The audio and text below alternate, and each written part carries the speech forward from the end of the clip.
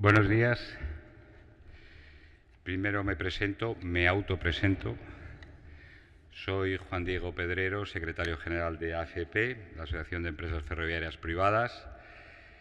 Y bueno, primero agradecer la acogida que hemos recibido del Gobierno de Aragón y que hago extensiva también a los colaboradores de la asociación que han participado y especialmente al vicepresidente,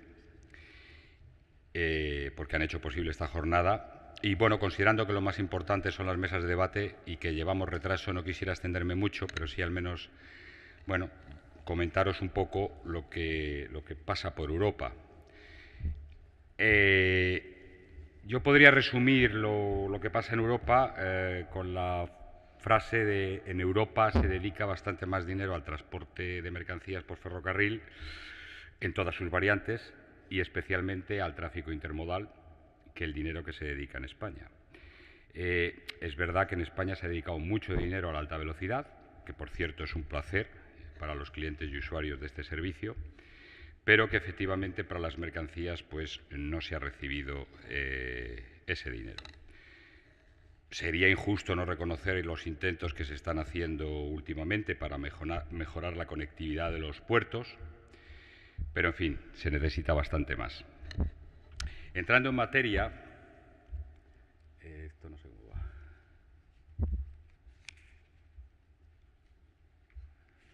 Si me pones la primera.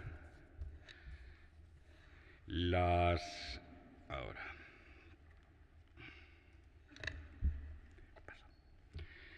En Europa hemos observado algunas plataformas logísticas integradas que yo pongo frente a las terminales puramente intermodales, las pongo una enfrente de otra.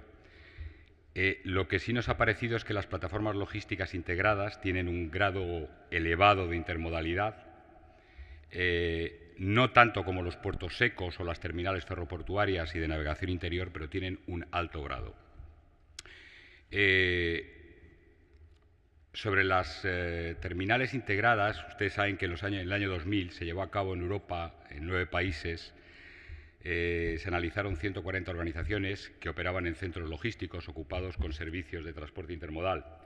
Era el famoso Freight Village 2000, en el que se destacaba que las plataformas logísticas se configuraban como el elemento integrador del transporte intermodal.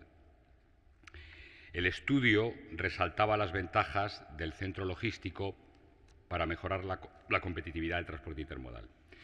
Y decía que el 49% de las empresas entrevistadas se encontraban dentro de una plataforma logística, mientras que un 51% estaban fuera. Las razones principales de la instalación en una plataforma logística eran la optimización de los flujos de tráfico, la reducción de los costes operativos, la diversificación de los servicios y la disponibilidad de tecnologías de la información. El proyecto demostró, además, que las asociaciones de las que se ha hablado en la anterior intervención, público-privadas, las famosas PPP, han resultado ser exitosas para el desarrollo de muchas plataformas logísticas.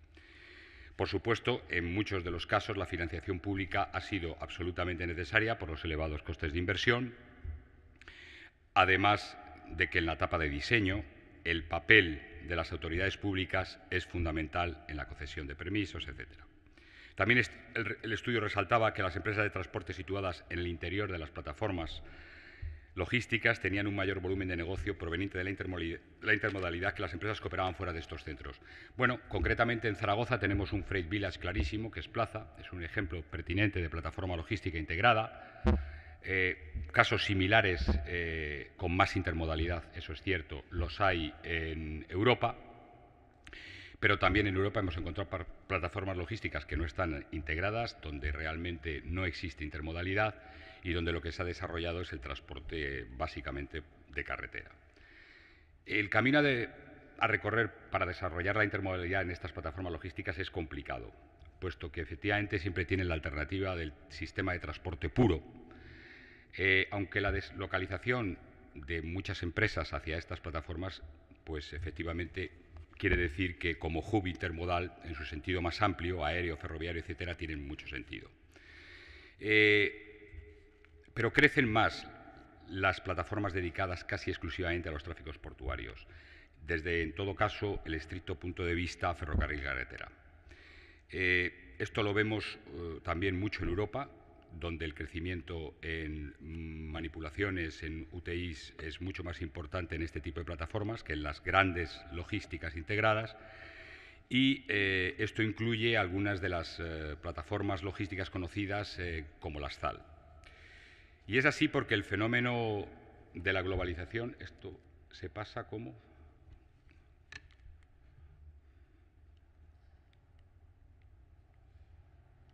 Ahí.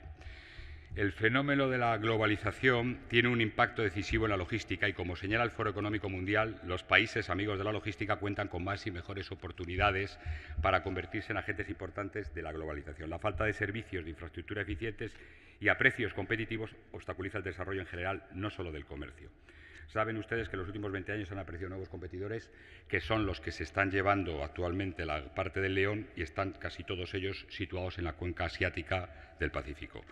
Esta evolución tan rápida les ha colocado por encima de las cuotas de mercado que detentaban los Estados Unidos o la Unión Europea.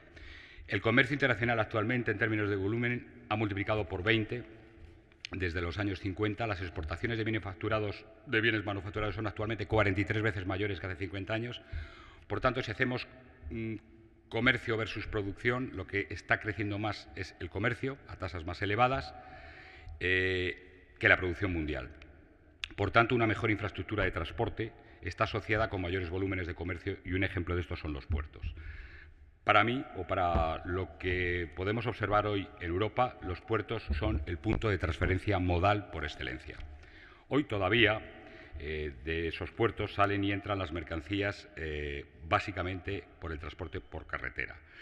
Y para hacer posible el transfer modal hacia el ferrocarril es básico enfocar las terminales como nuevas cadenas de valor con mayor productividad y competitividad, servicio, coste y flexibilidad. Esta mañana escuchábamos efectivamente hablar de los diferentes modelos que existen, no me voy a extender sobre ellos, lo que sí que está muy claro es que hay que poner también énfasis en qué es lo que le pide un cliente a una plataforma o a una terminal intermodal. Querría situar las terminales en el contexto adecuado y desde la perspectiva de sus utilizadores.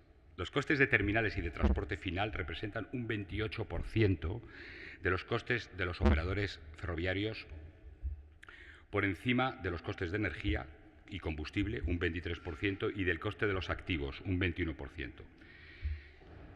Y esto, aunque pueda resultar un poco provocador, les tengo que decir que estos costes son puras deseconomías, puesto que es la única forma de poder realizar el tráfico puerta a puerta. No hay otra. El tráfico ferroviario lo definen algunos axiomas, como es que casi todo es intermodal por definición, aunque erróneamente tiende a identificarse solamente el intermodal con el movimiento de contenedores o cajas móviles. La realidad es que casi todo lo que hace el ferrocarril es intermodal porque proviene, nos entregan a otro medio de transporte si efectuamos aquello que se hace de apartadero a apartadero o de centro de producción-consumo directamente.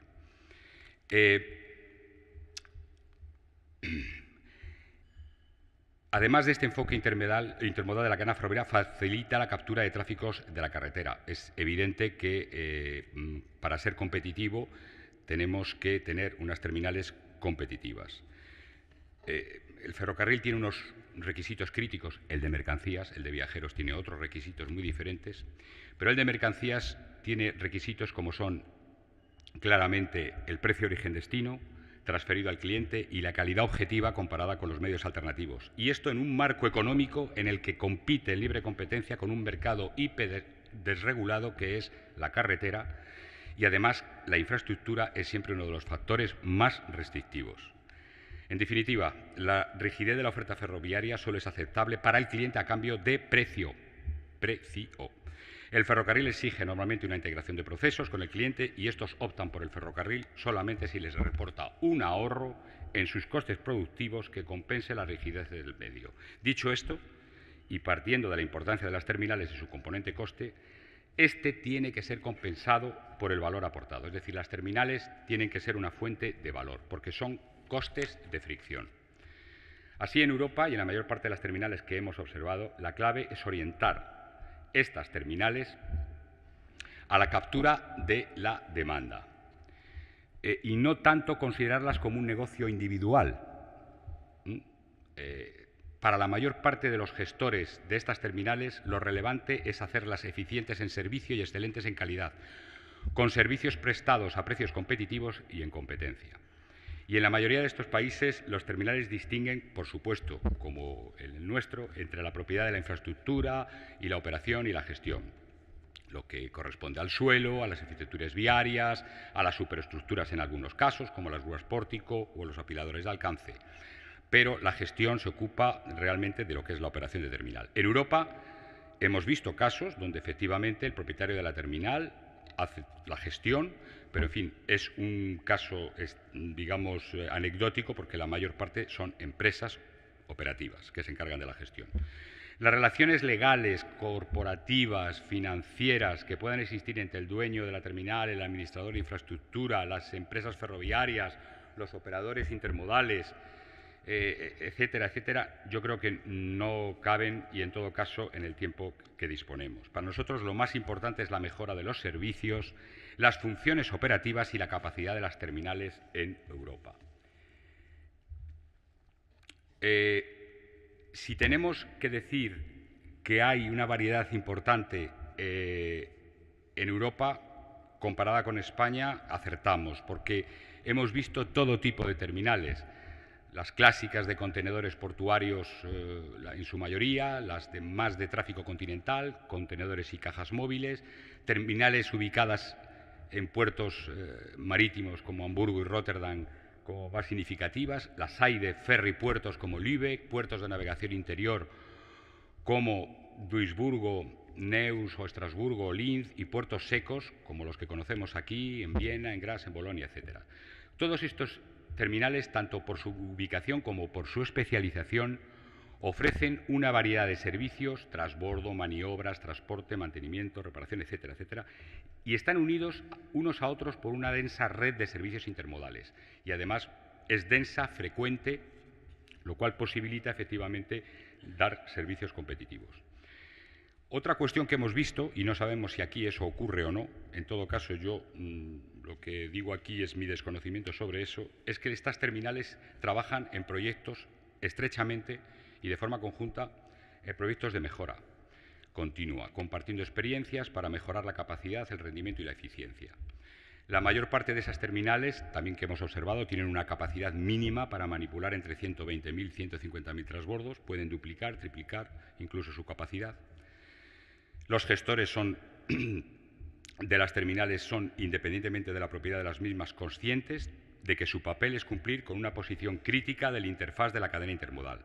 Nadie discute, en todo caso, cuando tienes la oportunidad de discutir con ellos, nadie discute cuáles son las funciones básicas de una terminal, que es el transbordo entre los medios de transporte, ferrocarril, carretera, marítimo, ferrocarril, etc. Y las maniobras de posicionamiento en la terminal, puesto que lo que se trata es de dar continuidad al transporte. El resto de servicios no son los básicos, pueden considerarse auxiliares, adicionales, y se ofrecen o no dependiendo de la demanda. También observamos lo que llamamos una cuestión que nos ha llamado mucho la atención, la comunidad interesada. La comunidad interesada comparte información, se reúne 2 o 3 veces al año, está formada por puertos, centros logísticos, en los que en ocasiones las terminales se encuentran, las empresas a quien pertenecen los terminales, las regiones o países en las que se encuentran, los propios operadores intermodales y otras instituciones. Estas comunidades de interés tienen como objetivo básico garantizar un intercambio seguro y eficiente. Existe además una database interactiva, que es Intermodal Terminals EU, que efectivamente permite acceder a todos los medios, instalaciones, etcétera, de las terminales europeas. Se basa esta experiencia en un principio de acceso no discriminatorio, lógicamente, a los terminales, al menos en aquellos que han recibido financiación pública. El acceso a todos los operadores es transparente, se promueve la mejora de la utilización de la capacidad, como decíamos antes. Los precios que formulan las terminales en Europa intentan conseguir mayor productividad del sistema ferroviario, y esto es, francamente, para nosotros lo más importante, ir a por más tráficos en lugar de maximizar los ingresos de los actuales. Es por ello que observamos que las terminales en Europa tienden hacia un modelo de creación de fuente de valor y no un negocio a costa del negocio de transporte. En este punto me permito proponer, de hecho, a nuestro gestor de infraestructuras, a la DIF, que tiene que ser un actor procompetitivo. En general, en Europa se es bien consciente de los costes de fricción que producen las terminales y por ello, además de las subvenciones y ayudas y especialmente en la creación de terminales públicos, la mayor parte de los países han instalado modelos de compensación para la promoción de los tráficos intermodales que van desde una compensación por cada UTI manipulada en la terminal hasta disposiciones fiscales para favorecer este tipo de tráficos ferroviarios. Hay multitud de medidas. Multitud. Yo he estado buscando las que hay en España, no he visto ninguna, desafortunadamente, pero estoy seguro que van a llegar. Entre esta multitud de medidas, desde el acceso a los puertos con programa de inversión dedicados, ahí sí que efectivamente en España existe un modelo que se está poniendo en práctica, hasta programas donde se aplica una compensación al tren según el número de kilómetros recorridos desde la terminal intermodal, siendo degresiva en función de la distancia total del trayecto. Cuanto más corto es el trayecto, mayor es la compensación, puesto que, lógicamente, los costes de fricción son mayores. Además, en la mayor parte de los casos hay una parte variable por cada caja manutencionada. Esto lo hemos visto en Alemania, en Francia, en Inglaterra, con algunas otras modalidades, en Italia y, por supuesto, en los países tipo Holanda, Luxemburgo y no digamos países fuera de la comunidad como Suiza.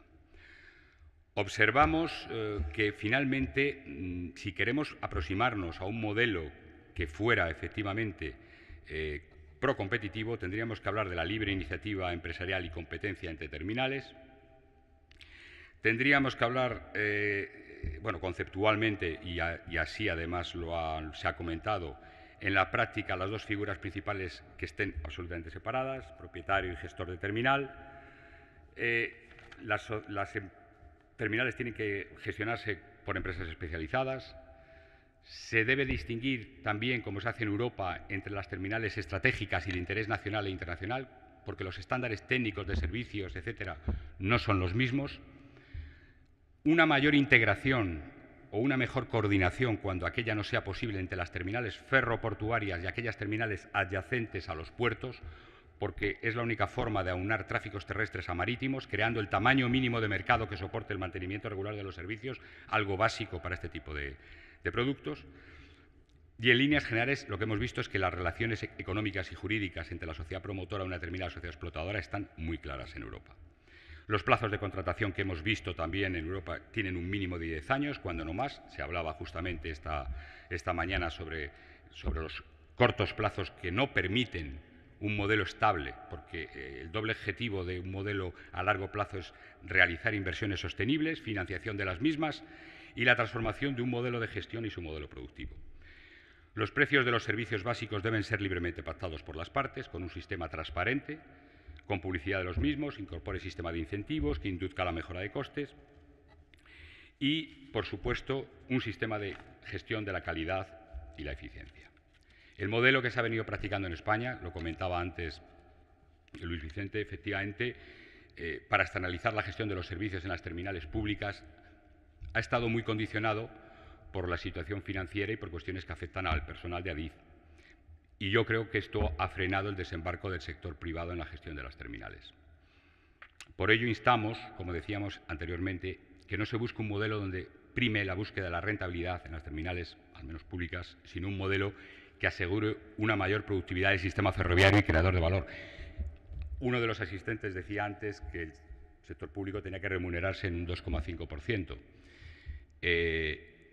Yo pondría al lado al sector privado y conozco, no hay más que mirar las cuentas de explotación de algunas empresas para ver que no se remuneran ni siquiera en el 2%, sino por debajo. Por tanto, no existen ahora mismo sobre ese tema paradigmas, es decir, realmente la situación es muy difícil y no creo que haya que poner en ese sentido tasas que no son realistas. Algunos elementos que nos parece, y con esto ya termino, en nuestra observación de la gestión de terminales en Europa: aceptación de los costes de terminales son puras deseconomías, es la única forma de poder realizar el tráfico puerta a puerta, la forma en que muchas terminales trabajan estrechamente entre ellas, compartiendo experiencias, los programas de la comunidad interesada, que nos parecen muy interesantes, formada por un amplio espectro de actores, los puertos, los centros logísticos, las instituciones, La gran variedad de modelos que en Europa se aplican para reducir los costes de fricción en las terminales, especialmente las públicas, y que se complementan con otras composiciones ligadas al transporte ferroviario en sí mismo.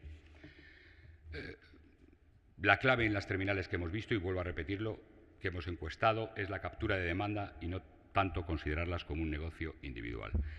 Hemos visto también una concentración de actividades en grandes terminales, que siempre es más conveniente y eficiente que varios pequeños terminales intermodales dispersos en el territorio. Y no entro si efectivamente tiene que haber es posible, muy posible que pueda haber una terminal entre Zaragoza y Valencia, en función de la demanda, pero lo que sí que está claro es que el diseño de pequeñas terminales no es el más eficiente.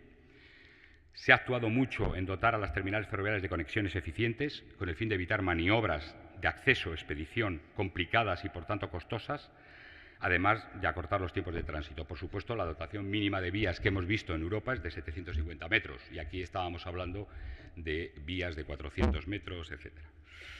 Flexibilidad en las operaciones, alto grado de digitalización, tendencia a la automatización creciente en las instalaciones que hemos visto terminales y, en definitiva, el concepto de terminal que para nosotros, insisto, es un elemento primordial para dar continuidad al transporte, pero que no deja de ser un coste que, por un lado, tiene que ser muy eficiente y, por otro lado, no deja de tener la necesidad de una compensación. Muchas gracias.